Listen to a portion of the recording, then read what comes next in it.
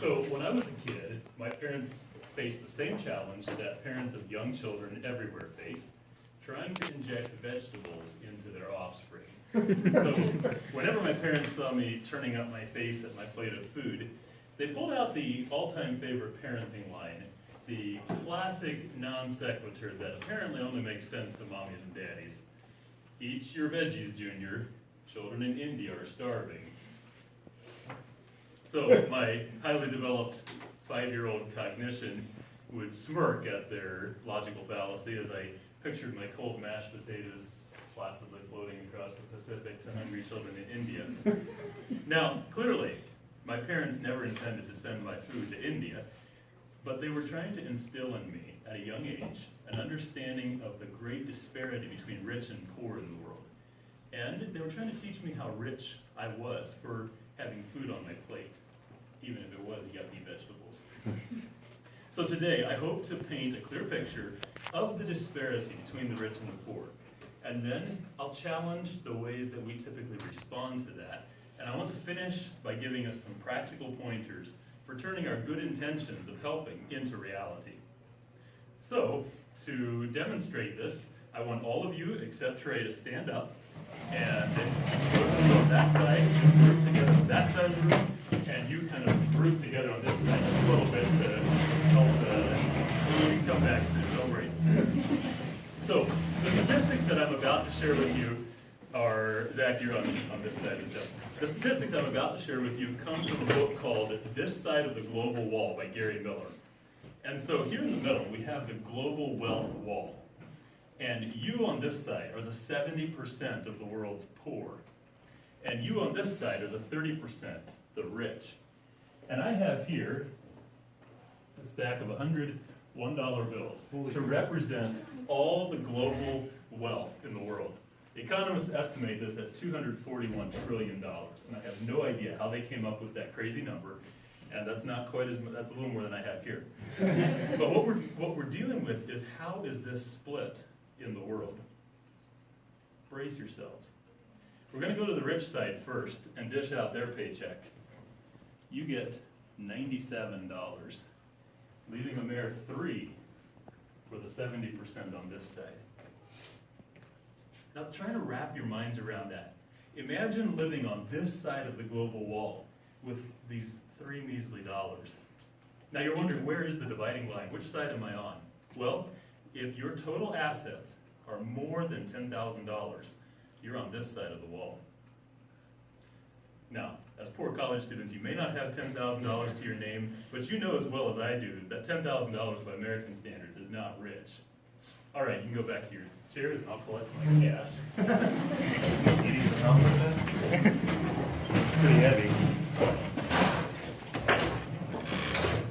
So, how do we respond to statistics like this? Well, when we first get hit by the global reality, we might be overwhelmed by guilt. And we might get critical of ourselves or others and ask why. Why is this disparity here and why aren't we doing more about it? And we might vow that we're going to give more.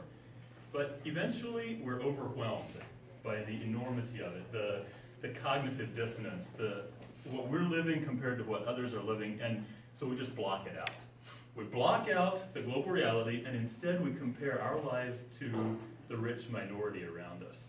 We compare our lives to our fellow Americans who've never known what it's like to not know where the next meal comes from. And so we weigh our worth in the reflection of our neighbor's new Dodge Cummins or his $250,000 house.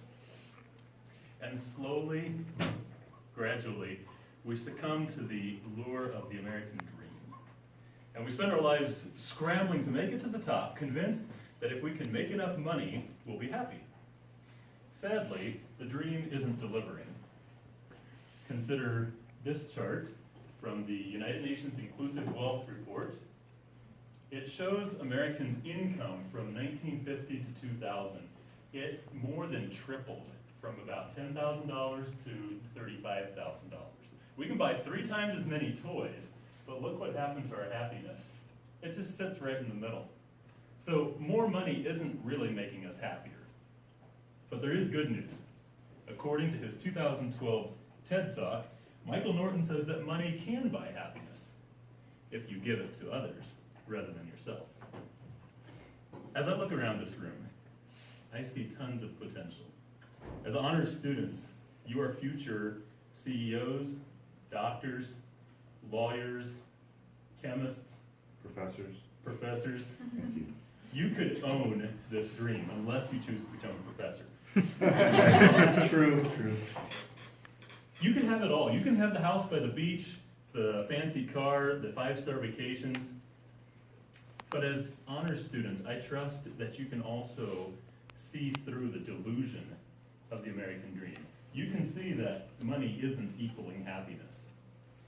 And I also believe that you want your life to have an impact on the world beyond how much money you can accumulate. You want to be more than a statistic in Forbes magazine. So I challenge you to give from your money to help the needs in the world. Now, go ahead and pursue that high-paying career if that's where your passion is. As Hannah was telling us the other day, pursue your passion. Excel, don't hold back, but don't wait until you're making a huge salary to start giving. Start giving right now. Even a small percentage can add up. I'd like to give you 3 practical tips that have helped me be more intentional about my giving. First, pick your percentage. Instead of a vague, nebulous, I'm going to give more, nail down a percentage, or maybe a dollar amount that you want to give from every paycheck, from all the money you get. In 2008, I spent most of the year traveling in Southeast Asia, and I saw poverty on that side of the wall face to face. But at the end of that year, I found myself back in Hutchinson, Kansas, building mini barns day in and day out, pulling in paychecks and padding my bank account. And I felt frustrated and disillusioned. I had seen the poverty on that side of the world, and I wanted to make a difference. I wanted to be involved. But here I was just building my own wealth. So I made a decision that year that I have never regretted. I decided to set aside a certain percentage of my income to meet the needs of the world. Now, I won't tell you what my percentage is. That's not the point. But I will tell you that you can live on less than you think you can. If you want to find out, you just have to start giving some of it away. Secondly, start a second bank account. Put that money that you've devoted to giving into the other account. If your wallet works like mine does, if you have money in it, it tends to get spent. So by putting the money into another account, you can hold yourself accountable and make sure that you give it. Finally, choose your charity. It can be tempting to just scatter money here and there. It's great fun, it's exciting, but if you really want to make an impact in the world, you should focus on a single passion that you can be excited about, a single cause.